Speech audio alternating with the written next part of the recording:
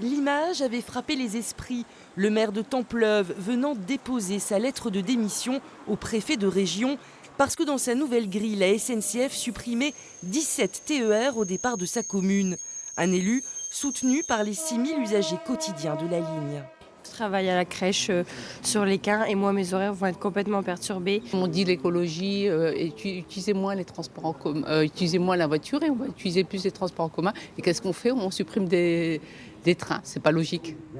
Dans la région, politiques et usagers s'étaient mobilisés contre ces changements d'horaire. Une refonte totale, une première depuis 2012.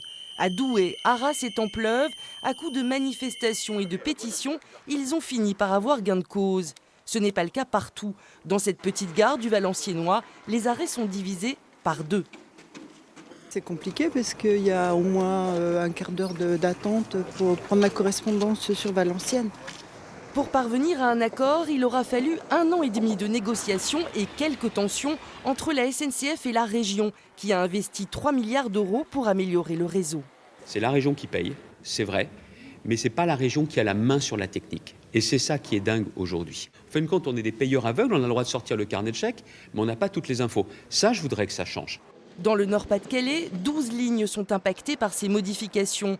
De nombreux trains sont supprimés avant 6 heures, aux heures de pointe, et les trajets sont entrecoupés de plus de correspondances.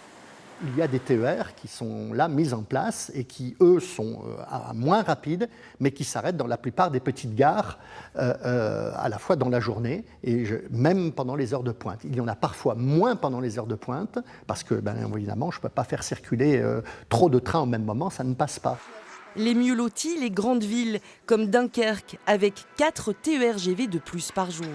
C'est bien surtout pour les gens qui travaillent sur l'île parce qu'on a plus de flexibilité et ça nous permet du coup selon nos horaires de se rendre plus facilement sur l'île. Avec ces nouveaux horaires, il y a des gagnants et des perdants, mais finalement la SNCF propose 87 TER en plus, 25 000 places supplémentaires. Les passagers vont simplement devoir changer leurs habitudes.